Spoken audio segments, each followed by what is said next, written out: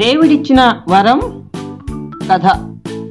అమ్మా వీడియోస్ కుసుమ కుమార్ ఈజే అట్ కుసుమ 997. ఇదేంటి దేవుడిచ్చిన వరం అంటున్నావు? ఇక్కడేంటో మరి దేవుళ్ళు ఉన్నారు, సరే అక్కడ ఏంటి ఉల్లిపాయ ఉంది అనుకుంటున్నారా? అవునండి, ఉల్లిపాయకు వరం ఇచ్చాడట.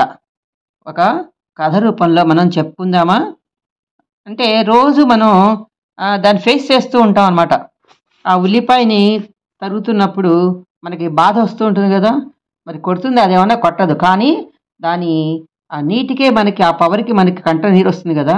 దాని గురించి మరి ఒకనాడు దేవుడు దానికి వరం ఇచ్చాడని చెప్పి తమాషాగా ఒక చిన్న కథ చెప్పుకుందాం. మరి ఇది పిల్లలకి ఏడుస్తున్నప్పుడు చెప్తే కాస్త నవ్వుతూ ఉంటారు కదా. మరి వచ్చేయండి ఇంకా కథలోకి. కథ మరి ఉల్లిపాయ జీవితం కదండి. మరి జీవితం అన్నాక ఒక్కళ్ళే ఉండరు కదా, స్నేహితులు ఉంటారు కదా. ఈ కథలో స్నేహితులు ఉల్లిపాయకి టమాటా, పచ్చిమిరపకాయ, ఇంకా ఐస్ గడ్డ, మరి ఈ మూడు కలిసి చక్కగా స్నేహితుల్లాగా మంచిగా ఉంటూ ఉండేవి. ఒకనొక కార్తీక మాసంలో ఈ జనాలందరూ సముద్ర స్నానానికి వెళ్ళి పుణ్యం తెచ్చుకుంటున్నారు. మనం కూడా వెళ్ళి స్నానం చేసి వచ్చి పుణ్యం మూట కట్టుకుందామని బయలుదేరాయి. ఇంకా కథలోకి వచ్చే ఒక ఉల్లిపాయ, ఒక పచ్చిమిరకాయ, ఒక టమాటా, ఒక ఐస్ గడ్డ, ఈ 4 ప్రాణ స్నేహితులుగా ఉండేవి. ఒకరోజు ఈ 4 కలిసి సముద్ర స్నానం చేసి దైవదర్శనం చేసుకుందాం అనుకుని బయలుదేరి రోడ్డు పక్కగా నడుచుకుని వెళ్తున్నాయి. అలా వెళ్తూ ఉండగా ఒక ఆటో వచ్చి ఢీకొట్టింది. పాపం ఆ ఢీకొట్టడంతో టైర్ కింద టమాటా పడింది, చనిపోయింది. పాపం టమాటా చనిపోయిందన్న బాధతో ఉల్లిపాయ, పచ్చిమిరకాయ, ఐస్ గడ్డ బోరును వెలిపించాయి. కొంతసేపటి తర్వాత తిరిగి బయలుదేరి రోడ్డు పక్కగా నడిచి వెళ్తున్నాయి.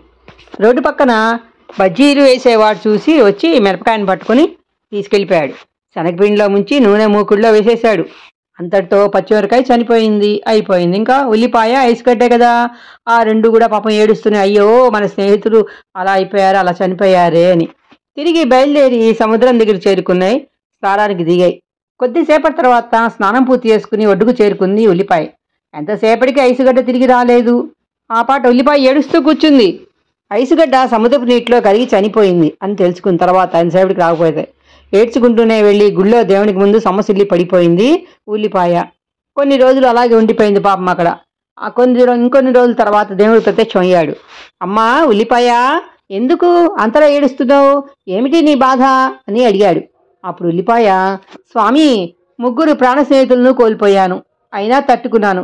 టమాటా చనిపోయినప్పుడు నేను, పచ్చిమిరకాయ, ఐసుగడ్డ కలిసి ఏడ్చాం. పచ్చిమిరకాయ చనిపోయినప్పుడు నేను, ఐసుగడ్డ కలిసి ఏడ్చాము. ఐసుగడ్డ చనిపోయినప్పుడు నేను ఒంటరిగా ఏడ్చాను. స్వామి, నా బాధ ఏమిటంటే నేను చనిపోయిన తర్వాత నా కోసం ఏడ్చేవారు ఎవరున్నారు?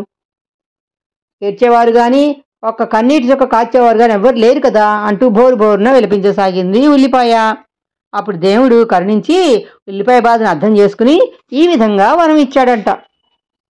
అమ్మా ఉల్లిపాయ, నీ కోసం ఏడ్చేవారు లేరని, నీ కోసం కన్నీరు కాచేవారు లేరని నువ్వు బాధపడద్దు.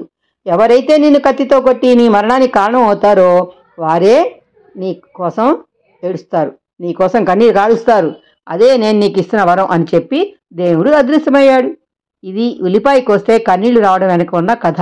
చూసారా, సముద్ర స్నానం చేసేస్తే ఎంతటి ఫలితం దక్కిందో, దేవుడు ఎంతటి వరం ఇచ్చాడో.